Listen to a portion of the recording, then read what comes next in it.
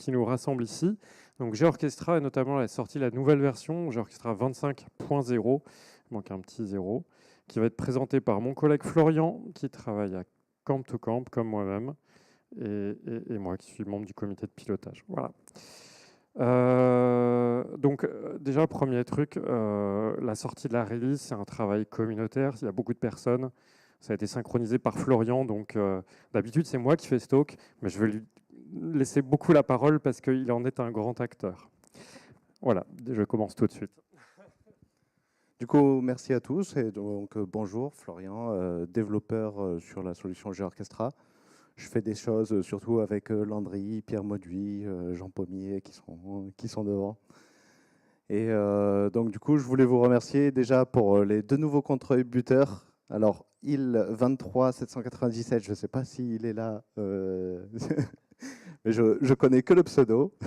Et Jeux France, je les ai vus, ils sont un petit peu au fond, ils se cachent. Donc du coup, voilà, merci à ces nouveaux contributeurs. Merci aussi à tout le monde, toute la communauté, tous les participants. Donc pour cette release, on a implémenté 5 nouveaux outils dans GeoOrchestra. On a fait 6 montées de versions majeures de nos outils et on a ajouté quelques fonctionnalités par-ci, par-là. Parmi les nouveaux outils, on a en premier donc Gaia qui a été développé par Landry ici, et qui, si je ne me trompe pas, est un bon dashboard d'intégrité sur toutes vos données, métadonnées, et qui vous permet de vérifier justement si tout est en concordance et que tout fonctionne à peu près bien. Je vais peut-être ajouter une précision pour ceux qui connaissent SDI Consistence Check. On va dire que c'est le successeur, donc c'était un outil un petit peu qui fonctionnait périodiquement, qui faisait des rapports sur l'état de vos données, métadonnées, la consistance, les liens entre données, métadonnées notamment. On retrouve ces mêmes indications dans Gaia, avec cette fois-ci une belle interface graphique et étendue, puisque vous voyez ici, par exemple, dans cette interface d'accueil, vous voyez que le scope s'étend à MapStore désormais. Voilà.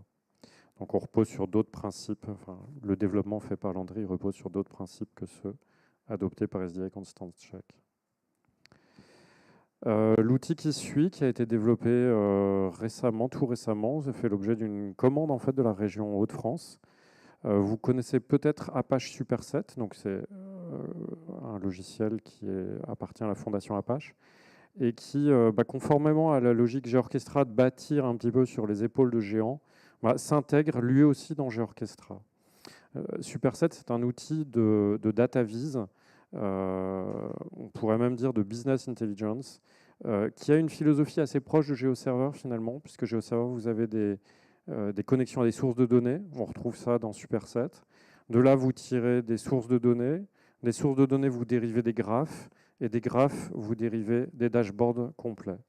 Donc Superset introduit dans GeoOrchestra la notion d'exploitation de la donnée et pas seulement géographique. Donc c'est un intérêt majeur de l'outil.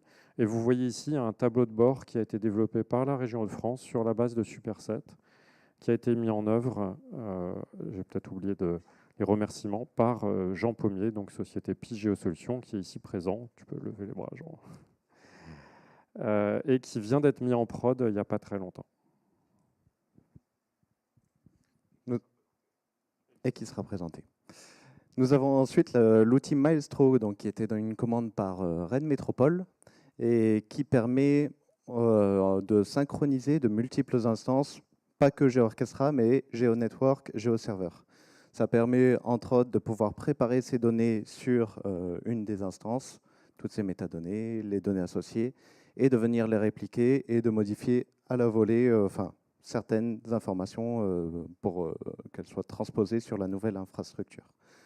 Donc, a été développé récemment donc, par la société Camp2Camp, et notamment Jean-Michel Crépel qui est ici. Donc, si vous voulez plus de détails, vous pouvez papoter avec lui. Il y aura une présentation du coup sur l'outil Maestro en détail par rapport à tout ça. Metadata Editor, vous en avez peut-être entendu parler. Donc vous connaissez GeoNetwork, probablement tous plus ou moins entendu parler, en tout cas si vous êtes ici, puisque GeoNetwork est un des composants clés de GeoOrchestra, qui sert à éditer des métadonnées, éditer et présenter des métadonnées et les servir aussi. Metadata Editor part du constat d'une ergonomie d'édition de métadonnées qui, on va dire, date un petit peu. Et il y a 2 ans est née l'idée d'un crowdfunding pour réécrire une nouvelle interface qui permet d'éditer de la métadonnée. Donc la métadonnée est un gros mot pour dire comment cette donnée a été créée, d'où elle vient, quelles sont ses limites, etc. Et donc, cet outil part d'une philosophie qui est complètement différente de GeoNetwork.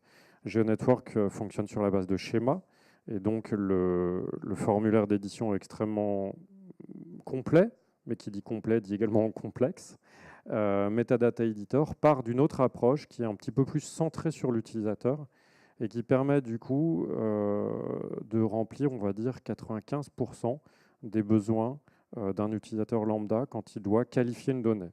Et vraiment, on se dit que c'est ça dont les gens ont besoin la plupart du temps, plutôt que d'une complétion ultime. Donc cet outil fera l'objet lui aussi d'une présentation complète demain. Vous pourrez le voir en fonctionnement. Voilà.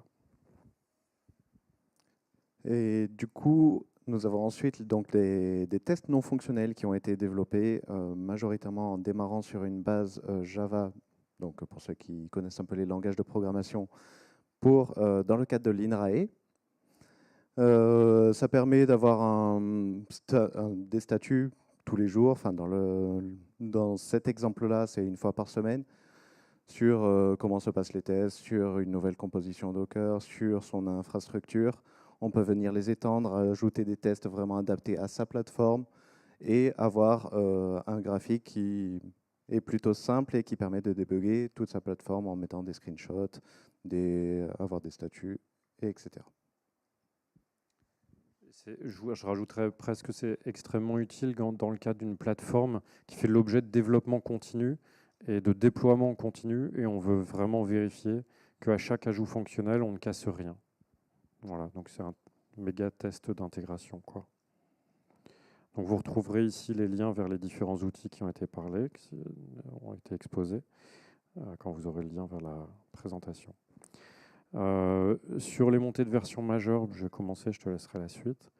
Donc GeoServer, on passe d'une version 2.25 dans la précédente version de GeoOrchestra à une version 2.27 qui intègre pas mal de correctifs de sécurité. On vous incite tous d'ailleurs à mettre à jour vos instances GeoServer qui sont exposés publiquement. Et cette version intègre notamment le résultat d'un travail communautaire dont on va parler juste après, qui consiste à avoir un meilleur support de OGC API Features dans le cœur de GeoServer. Voilà. Et également, on a fait une montée de version majeure de GeoNetwork 4.2 vers 4.4, qui intègre notamment une fonctionnalité qui a été commandée et financée par 2 contributeurs GeoOrchestra majeurs, l'INRAE et l'IRD. Donc INRAE, Institut national de recherche en agronomie, IRD, Institut de recherche pour le développement. Et donc, ils avaient un besoin de pouvoir créer des sous-portails, des sous-catalogues de GeoNetwork et de les exposer via des data hubs. Donc, c'est un peu ce qu'on appelle des portails en marque blanche. Et donc, ça a été implanté dans GeoNetwork sous la forme d'une extension. Je te laisse la main pour la suite. Bon. Elasticsearch et Kibana, je passe un peu rapidement étant donné qu'en fait, c'est embarqué avec GeoNetwork et permet d'indexer toutes les fiches de métadonnées, de les retrouver sur le data hub via le metadata editor, etc. La montée de version est de la 7 à la 8 et voilà, il y a des correctifs de sécurité, des soucis de performance qui ont été corrigés et ainsi de suite.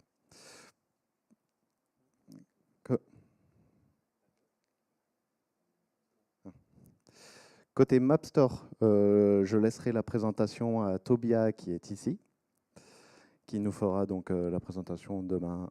C'est bien demain, le 24 ? Oui. Demain à 9h50.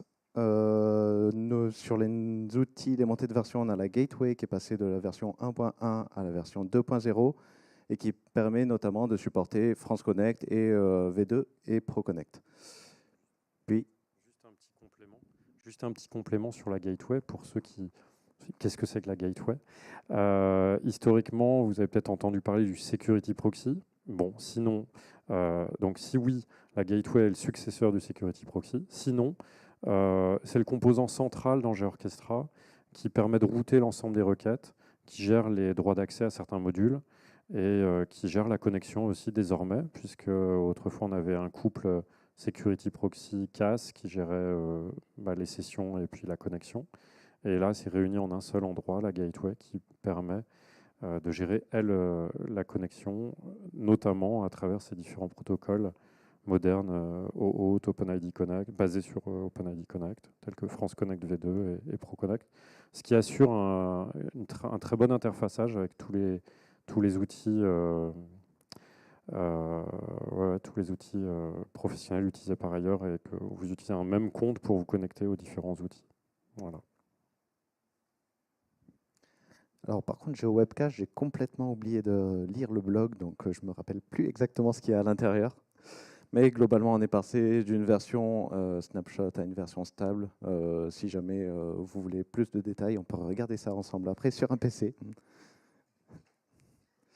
Au niveau des fonctionnalités notables, donc il y a une nouvelle documentation qui a été initiée lors du précédent code sprint et qui est maintenant disponible donc sur le site georchestra.org et qui nous permet d'avoir pour chaque application et notamment le cœur de GeoOrchestra aussi, une documentation beaucoup plus propre, qu'il faut qu'on alimente bien sûr petit à petit, mais ce sera pour du mieux toujours.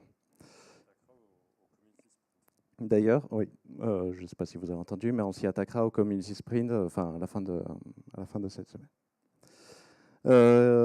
L'édition du header de GeoOrchestra, vous avez déjà tous dû voir le header de GeoOrchestra, qui était donc avec le petit bouton. Il avait déjà évolué d'une version sous Java à une version Web Component, et maintenant on peut venir le paramétrer très facilement via un fichier JSON et sans besoin de cloner le projet, le maintenir, etc. On peut aussi définir des rôles par organisation, c'est-à-dire qu'au lieu que les rôles soient attribués à un seul utilisateur, enfin un ou plusieurs utilisateurs, on peut venir maintenant aussi attribuer un rôle à toute une organisation et tous les membres de cette organisation posséderont le rôle associé. Je dirais même que ce n'est pas au lieu de, c'est en complément, c'est-à-dire les utilisateurs peuvent toujours avoir des rôles, mais maintenant les organisations peuvent avoir des rôles et les utilisateurs ont leur rôle en plus, en propre, en plus des rôles conférés par l'organisation. Ce qui vous permet maintenant de factoriser l'attribution des rôles et d'avoir une souplesse de gestion qui est supérieure. Donc ça, c'est un apport assez intéressant, je pense, pour les administrateurs. On va terminer du coup par Datafeeder. C'est un peu plus une question politique qui fait maintenant partie de l'organisation GeoOrchestra et plus l'organisation GeoNetwork. Car initialement, c'était un projet qui était un fork de GeoNetwork UI, donc là où est le Data Hub et Metadata Editor. Maintenant, c'est vraiment un outil à part entière qui s'appelle Datafeeder UI et Datafeeder et qui font partie de l'organisation GeoOrchestra. Il y a de nombreuses dépendances qui ont été mises à jour, dont des failles de sécurité et des montées de version qui nous permettent d'avoir le code plus à jour. C'est à peu près terminé. C'est à peu près terminé. On peut faire une passe rapide, par exemple, sur le nouveau header, qui nous permet, donc, là, on a par exemple demo.georchestra.org, le CREG, on va avoir Géo de France derrière, la métropole européenne de Lille. Donc, on peut venir beaucoup plus l'adapter par rapport à avant et beaucoup plus facilement. On peut... C'est ça, on montre bien la flexibilité, du coup, avec les captures d'écran et qui nous permettent de faire un peu ce qu'on veut. On arrive aussi de plus en plus à avoir une interface graphique unie sur toutes nos applications GeoOrchestra qui nous permet d'avoir une expérience utilisateur qui est qui est plus aboutie qu'avant. On va parler de ça notamment mercredi avec, là c'est un démarrage, hein, mais on va avoir une présentation de Pierre Grandbert qui va nous parler d'un design system unifié dans GeoOrchestra. Donc ça, C'est l'idée d'avoir une homogénéité visuelle dans l'ensemble des composants GeoOrchestra. Puisque comme je disais au début de la présentation, GeoOrchestra se construit sur les épaules des géants. Ça veut dire qu'on réutilise des modules open source qui existent. Alors ça, c'est très bien pour les développements parce que ça nous évite de réinventer la roue. L'inconvénient, c'est qu'il faut réussir à faire en sorte que l'utilisateur se retrouve visuellement dans cette même collection de modules et ne soit pas perdu. Donc c'est remettre l'utilisateur encore au centre des développements et on y va. On a bien entendu vos remarques des précédentes éditions. On termine par le partage. Donc, on a plusieurs outils qui permettent de partager donc, les données et les métadonnées sur notre plateforme. Donc là, ce seront par exemple 2 web componentes qui proviennent du Data Hub. Quand vous avez une fiche de métadonnées, vous venez cliquer sur Intégrer et vous avez un petit code HTML que vous pouvez venir recopier un petit peu de partout. Et le deuxième est un component MapStore, du coup, qui lui vient de l'application MapStore et nous permet d'embarquer les cartes, les dashboards et ainsi de suite dans les sites externes. Et pour ceux qui n'ont jamais entendu parler de Data Hub, il sera présenté demain par ma collègue Laure-Hélène. Du moins les dernières fonctionnalités, mais je pense qu'il y aura un petit temps de rappel de qu'est-ce que Data Hub et d'où il vient et comment il se construit. Voilà. Merci pour votre attention et merci à tous.